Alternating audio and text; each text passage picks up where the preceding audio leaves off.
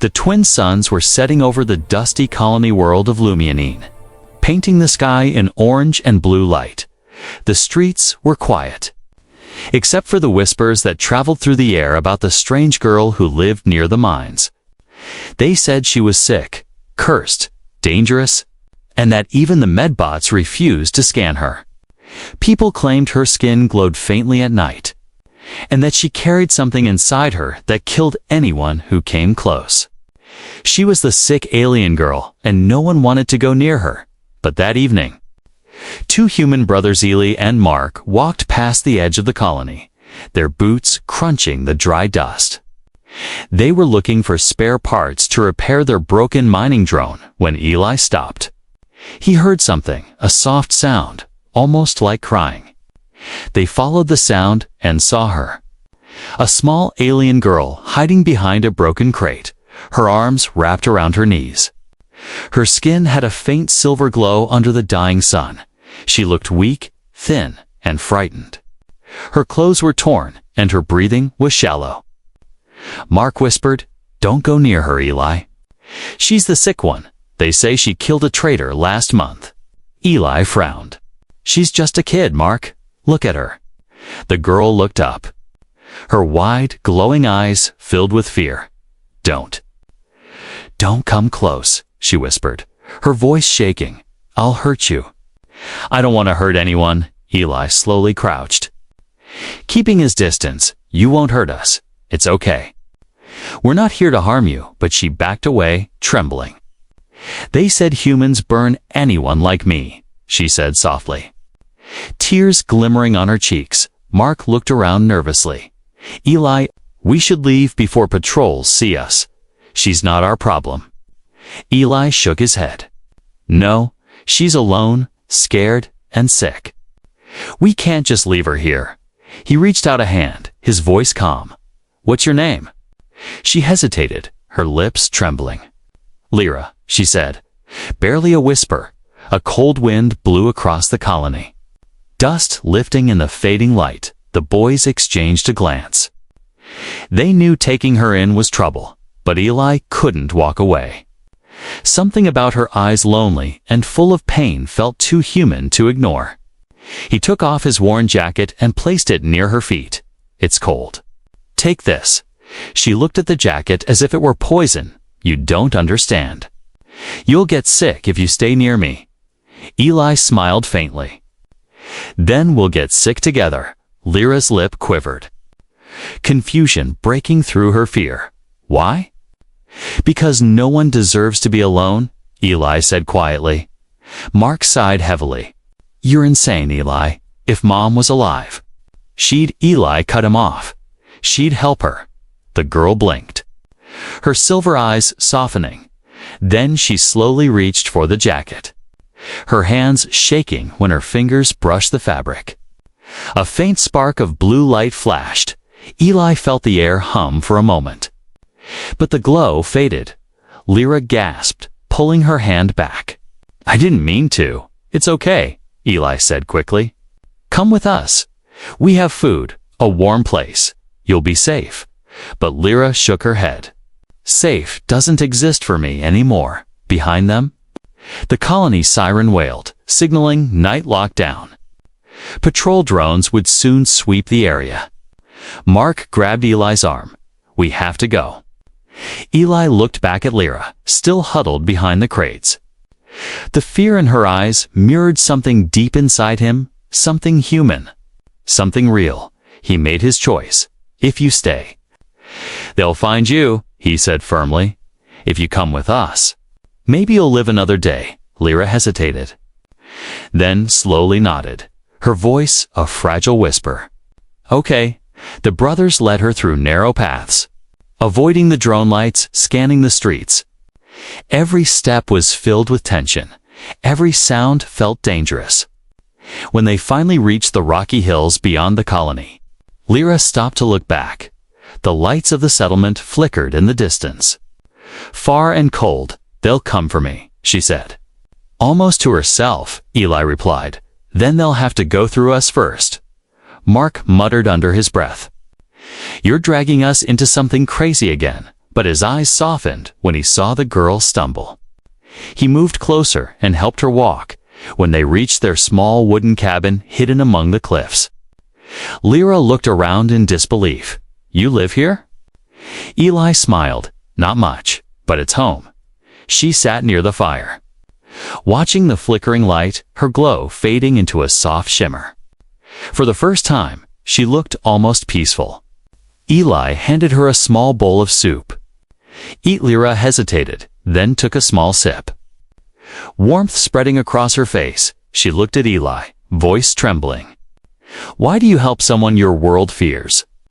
Eli's eyes were steady, because fear is the easiest thing to feel. He said, "But kindness. That's harder and it matters more." Lyra lowered her gaze, whispering, "Then maybe I was wrong about humans, outside, far beyond the hills." A distant red light blinked in the sky, an alien drone, scanning the surface, searching. The hunt had already begun. Night fell quickly on Lumianine, and the air turned sharp and cold. The small cabin creaked under the wind as Eli shut the wooden door behind them. Lyra stood in the corner, her silver eyes darting across the room as if searching for danger. Her glowing skin dimmed to a faint pulse, like a heartbeat trying to stay alive. Mark threw his gloves on the table and whispered harshly, "You're out of your mind, Eli. If the patrols saw us, they'll think we're hiding her. They'll come for us too." Eli kept his voice calm. "She needed help, Mark. That's all." Lyra flinched when the fire cracked. She hugged her knees and whispered, "You shouldn't have brought me here. They'll find you." "They always find me." Eli looked at her. "Who will?" She hesitated, eyes flickering with fear. "Soldiers, hunters." "My own people?" Mark frowned. "Your own people? You mean the aliens who destroyed your village?" Lyra nodded weakly. "They call me defective. Infected, unclean," they said. "I carry something that doesn't belong inside me." The room went silent. Even the wind seemed to stop. Only the faint hum coming from Lyra's body broke the stillness. A strange, low vibration that made the cabin lamps flicker. Mark stepped back. "What was that?" Lyra shook her head quickly. "It's not me. I can't control it." Eli moved closer. Kneeling beside her, "It's okay. You're safe here." Her voice trembled. "Safe doesn't exist. Not for me," she coughed. Her body glowing brighter for a moment, the hum growing louder. Mark grabbed a metal pan and slammed it on the table. "She's going to get us killed." Eli shot him a sharp look. "Stop it, Mark." "She's a child." Lyra's small hands clenched the blanket tightly. "I'm not a child," she whispered. Her voice suddenly deeper, older, almost echoing. "I was made to carry something I don't understand that night." Eli stayed awake beside the fire, while Lyra slept restlessly. Every few minutes she whispered strange words in a language he didn't recognize. The air around her shimmered like heat, and faint sparks floated from her fingers. Eli didn't understand it, but he felt she was in pain. Not evil, not cursed, just broken. Near dawn, Mark stepped outside for air, but stopped when he saw faint red lights blinking across the hills, scanning beams moving slowly. "Eli," he hissed, "they're searching." Eli ran out, his eyes following the patrol lights sweeping the valley. "How did they find us so fast?" Mark pointed at the roof. "Maybe they tracked her energy. She's glowing like a signal beacon." Inside, Lyra woke up gasping, clutching her head. "They're here," she said. "I can feel them. They always find me when I dream." Eli grabbed his coat. "We have to move her deeper into the mountains," Mark shouted. "No. We can't keep running for a stranger." Eli's tone hardened. "She's not a stranger anymore." Mark clenched his fists, torn between fear and loyalty. "You're going to get us killed, Eli." Eli replied softly. "Then we'll die doing something right." They packed what little food they had. Mark filled the power cell of their hover cart. Lyra stood at the door, weak but determined. "You should leave me," she said quietly. "I don't want you to suffer for me." Eli turned. His eyes steadied Lyra. "If you were one of us, what would you do?" She looked down. "I'd save you." "Then you already are one of us," he said. When the first patrol drone flew overhead, its blue light swept across the cabin. Eli pulled Lyra under the old trapdoor, hiding her beneath the floorboards. The drone buzzed past the window, scanning the room. A soft alarm clicked from its sensors. Detecting faint bioenergy, Mark acted fast. Tossing an old power core into the fire, it exploded in a flash of static. The sensors glitched and the drone veered away. Losing signal, Mark exhaled shakily. "That'll buy us a few minutes," when they climbed down to Lyra. She looked terrified. "Why do you help me when you don't even know what I am?" Eli smiled faintly. "Because you remind me of someone I lost." "Who?" she asked softly. "My little sister," he said. Voice breaking slightly, "She died because no one helped her in time." Tears filled Lyra's glowing eyes. She reached out slowly, her hand trembling, touching Eli's arm for the first time. Her glow dimmed completely. The air grew calm, and the humming stopped. She whispered, "You're strange, human. You make the light inside me quiet." Eli chuckled softly. "Good. Maybe it just needed someone to listen." Outside, the wind carried the distant hum of engines. The soldiers had landed nearby, their black armor glinting under the twin moons. One of them lifted a scanner and said coldly, "The signal came from this direction, spread out inside the hidden cabin." Lyra whispered, "They won't stop. Not until they destroy me." Eli tightened his grip on the rifle. "Then let them come. We're not giving you up." As the first alien footsteps echoed over the rocks, the brothers prepared to protect the outcast girl who had already begun to change their hearts. The true fight was only beginning. The morning sun barely broke through the storm clouds over Lumianine. The wind carried the hum of engines across the mountain slopes. Eli and Mark crouched near the cabin window, watching the alien patrols move in the valley below. The metallic ships hovered like giant insects, their searchlights sweeping through the fog every few seconds. The distant crackle of scanners echoed through the rocks. Lyra sat silently near the fireplace, her eyes dim, her breathing slow. She looked weaker than before, her skin glowing faintly like dying embers. Eli could feel her fear without her saying a word. The tension in the air was heavy. The silence between the brothers and the alien girl said everything. If the soldiers found them, there would be no mercy. Mark whispered, "We can't fight them." Eli, "Look at their gear. Plasma rifles, drones. Armor that laughs at bullets." Eli didn't look away from the window. "Then we don't fight them. We outsmart them." Mark groaned quietly. "You sound just like Dad did before he got himself killed." The floor creaked, and Lyra stood, clutching the blanket around her shoulders. "They're not just soldiers," she said softly. "They're hunters trained to find and erase mistakes like me." Eli turned. "Mistakes?" Lyra nodded, her voice trembling. "My people call me a biological accident. Something that shouldn't exist." Before Eli could ask more, a sudden noise outside made him freeze. A mechanical click, followed by a low beeping sound. He motioned for silence, then crawled toward the corner window outside. A small drone hovered near the roof, blinking red, scanning for life forms. Mark mouthed, "Tracker," and reached for his pulse rifle. Eli stopped him with a hand. "If you shoot it, they'll know exactly where we are." Mark cursed under his breath. "So what? We just let it scan us." Eli's mind raced, his eyes darting to the power core lying near the toolshed. "No. We trick it." He grabbed the core, adjusted its frequency settings, and tossed it out the back door. It rolled down the slope, glowing faintly blue. The drone beeped and followed it instantly, mistaking the energy signature for a life sign. Seconds later, the drone exploded in a small blue flash. Mark smirked. Nice, but Lyra didn't smile. That won't stop them, she whispered. When one goes dark, the others come, almost on cue. The sound of engines grew louder. Dust and snow scattered as 3 black transports landed near the base of the hill.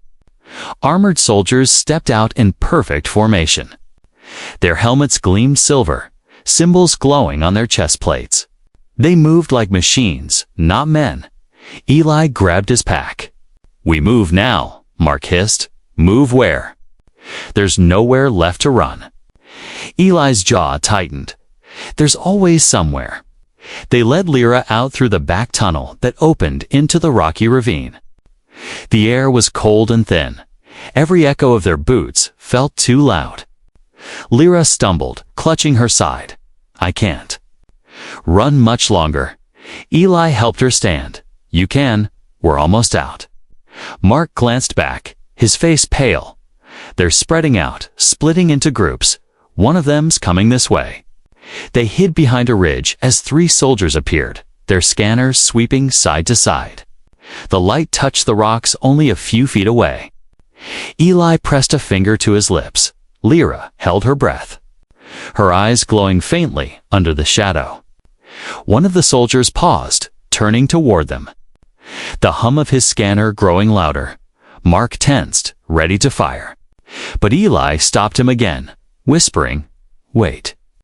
"Not yet then." Suddenly, a loud explosion echoed from the opposite ridge. The soldiers turned instantly and ran toward the sound. Mark blinked, confused. "What the?" Eli smiled faintly. "Old mining tunnel, remember?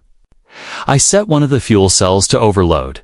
They moved quickly deeper into the ravine, but Lyra stopped, trembling, her voice cracking. "You shouldn't do this for me. They'll kill you if they find out you helped a defect." Eli placed a hand on her shoulder. "Then they'll find out what happens when you mess with humans." But before they could move again, a shadow fell across them. A large figure stepped from the Roxanne other hunter, taller than the others, his armor black with red streaks. His eyes glowing through the visor, he raised a plasma spear and spoke in a harsh, echoing tone, "Return the host, humans, and you may live." Eli stepped forward, rifle steady. "She's not your host. She's a person." The hunter tilted his head. "That person carries the core of destruction within her. She was made to end worlds." Mark's eyes widened. "End worlds." Lyra cried out, "It's not my fault.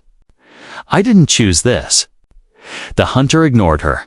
"You shelter a weapon of extinction, human. You cannot protect her forever."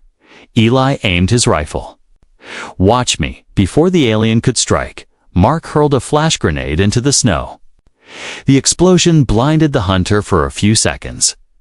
Enough for Eli to grab Lyra and run. They sprinted toward the tunnel, the sound of plasma fire chasing them through the rocks inside the dark tunnel. Lyra collapsed, gasping, tears in her eyes. "Why do you keep saving me?" Eli knelt beside her, breathing hard because someone has to. She shook her head. "You don't understand. The more time you spend near me, the closer you get to death." Eli smiled weakly. "Then I'll die being human outside." The hunter's voice echoed through the canyon. "You can't hide her forever. The galaxy will burn if she lives." Lyra whispered through tears. "They'll never stop." Eli looked at her, determination in his eyes. "Then neither will we."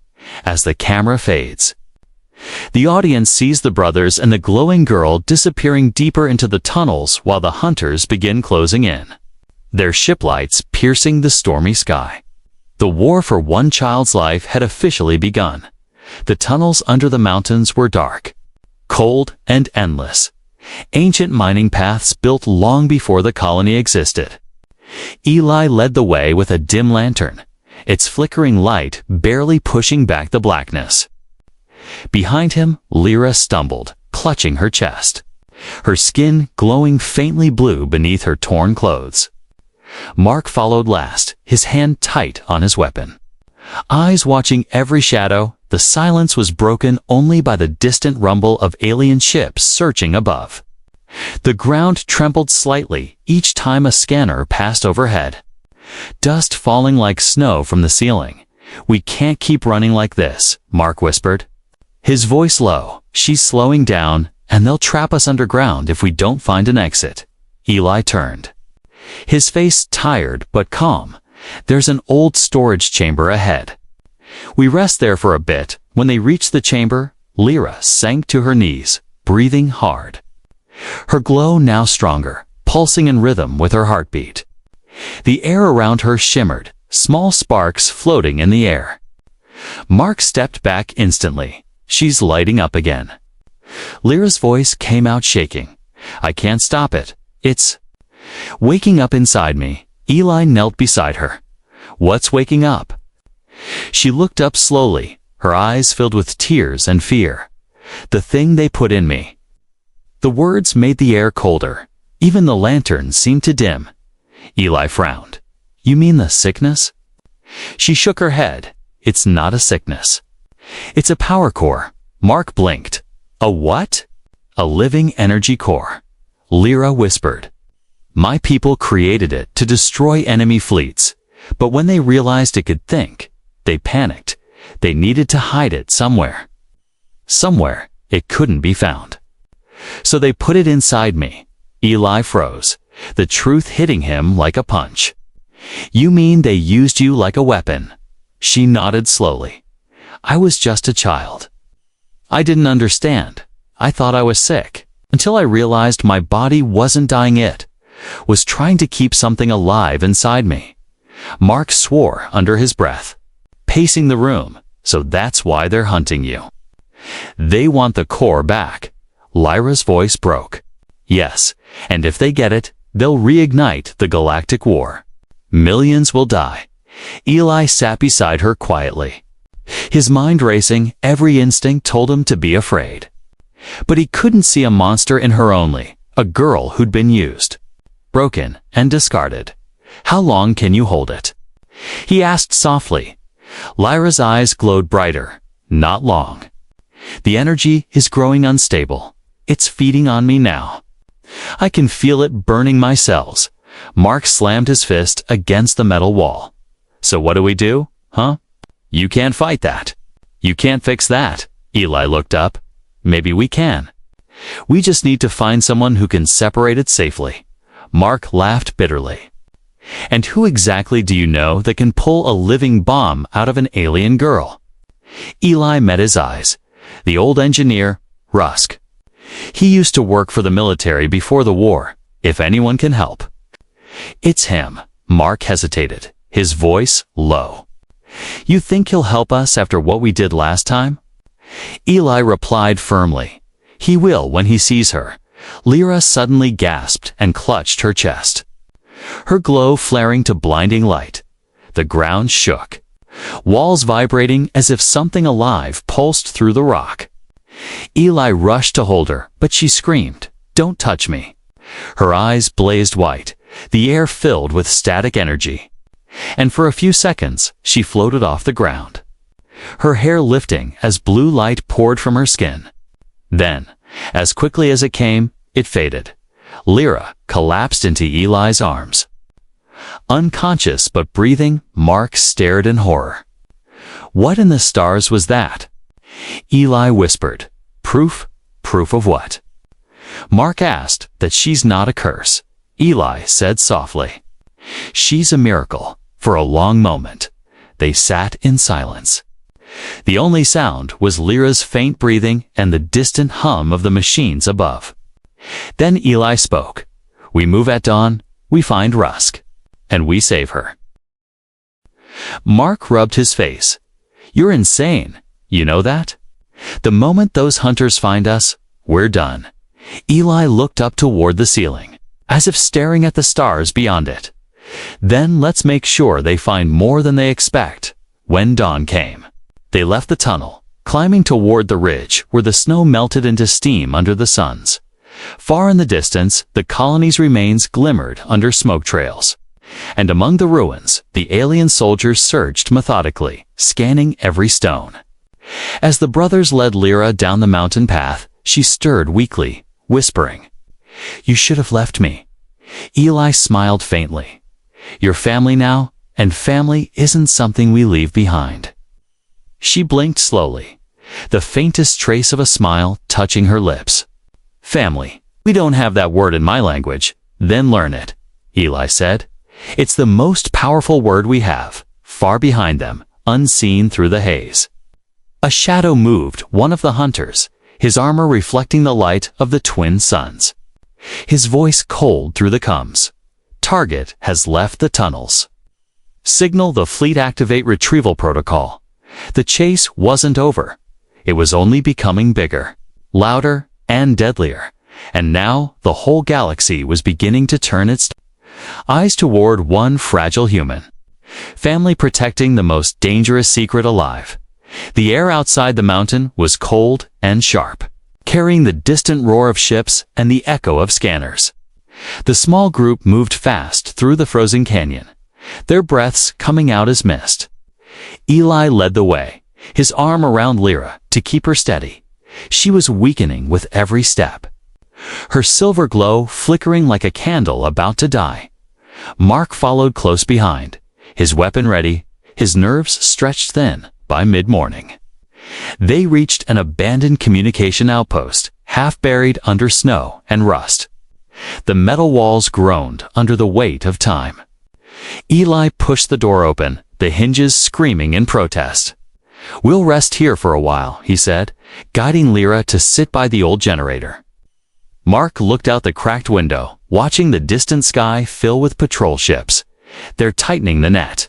"Eli, it's only a matter of time before they find us," Eli replied quietly. "We just need to reach Rusk first." Lyra coughed, sparks of light flashing briefly from her hands. "You'll never make it," she whispered, her voice weak. "The hunters will track my energy again. They can feel me when I breathe." Eli knelt beside her. "Then we'll make them blind."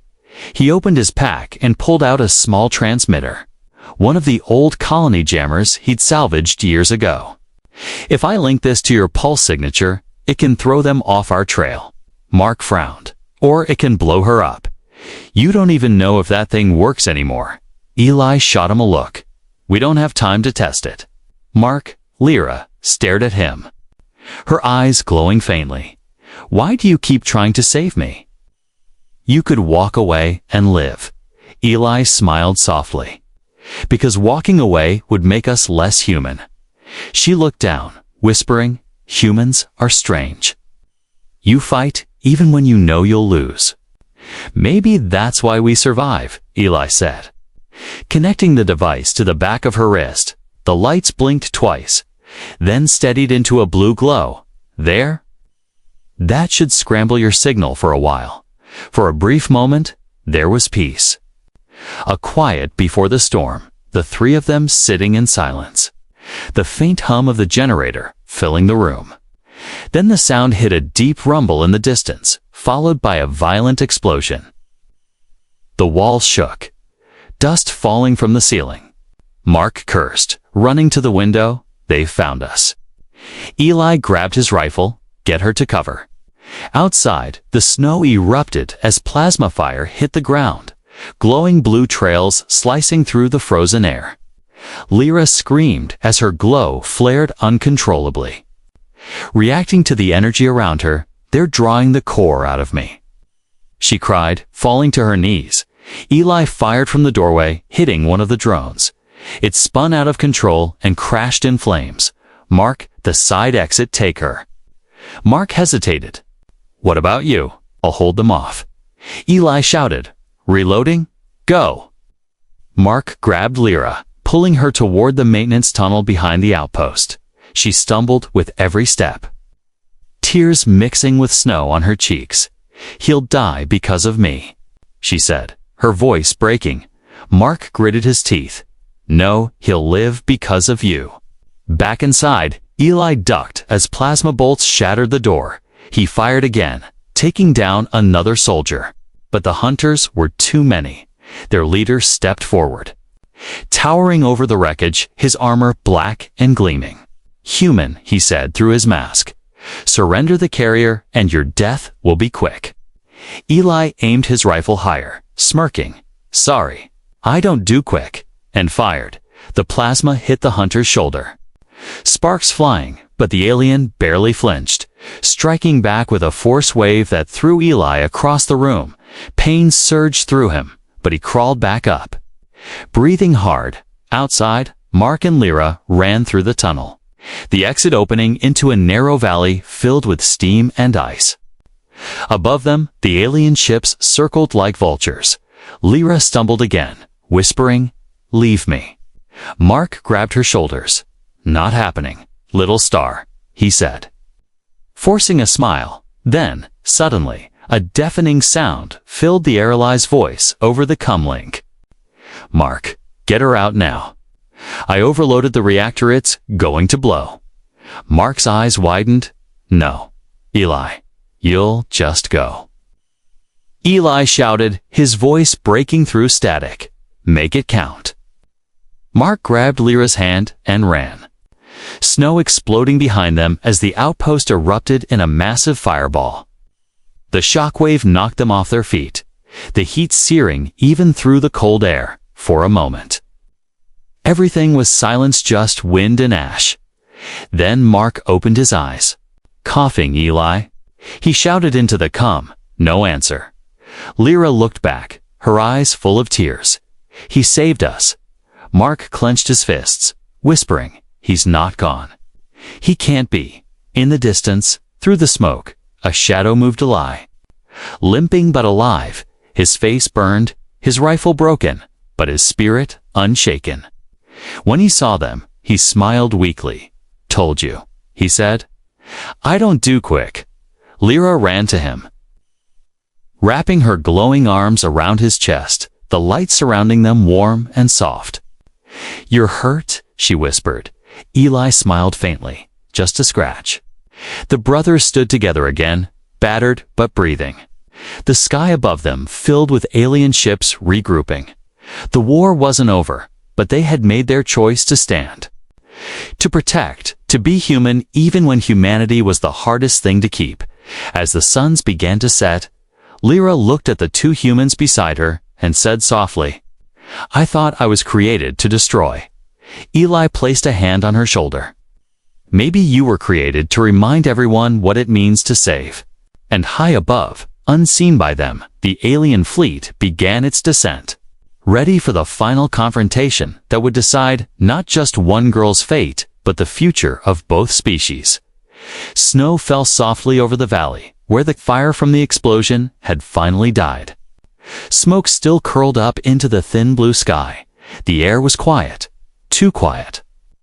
Eli stood, leaning against a broken ridge, his coat torn, his face streaked with soot and blood. Mark sat beside him, reloading his weapon with shaking hands. Lyra rested nearby, wrapped in a thick blanket, her faint silver glow pulsing in and out like a heartbeat fading away. Eli stared at the distant horizon, where black dots were moving closer, Wellian dropships. Dozens of them, slow and certain. "They're coming," he said, his voice calm but tired. Mark spat into the snow. "Let them. Maybe it's time they meet what they're chasing." Lyra opened her eyes weakly. "You don't understand. They don't stop, not until the core inside me stops breathing." Eli knelt beside her. "Then we'll make sure it stops, but not you." Lyra looked at him, confused. "You can't separate it. No one can." He smiled faintly. "There's someone who can. Remember? Rusk." By noon, they reached the edge of an abandoned mining complex carved into the side of the mountain. The entrance was half buried, the metal doors rusted but still solid. Eli punched the old code panel. Sparks flew, and the doors creaked open with a low groan. The tunnels inside glowed faintly from emergency lights that somehow still worked after all these years. They walked carefully through the narrow corridors until they reached a large chamber filled with broken machinery. And there, sitting among wires and old droids, was a man with a long beard and one mechanical arm Rusk. The engineer, he looked up, blinking, his voice gruff. Didn't think I'd see your face again. Eli smiled faintly. We need your help. Rusk glanced at Lyra, his eyes narrowing. And who's the glowing one? Mark answered. The reason we're still alive and maybe the reason we won't be for long. Lyra bowed her head slightly. I'm sorry, I didn't mean to bring danger here. Rusk studied her, his mechanical eye humming softly. That energy signature. That's no sickness, he said slowly. That's a Cold War tech. Banned by every known world, Eli nodded. She said, it's alive. Rusk exhaled heavily. Then you're all sitting next to a sun waiting to explode. For a moment, no one spoke.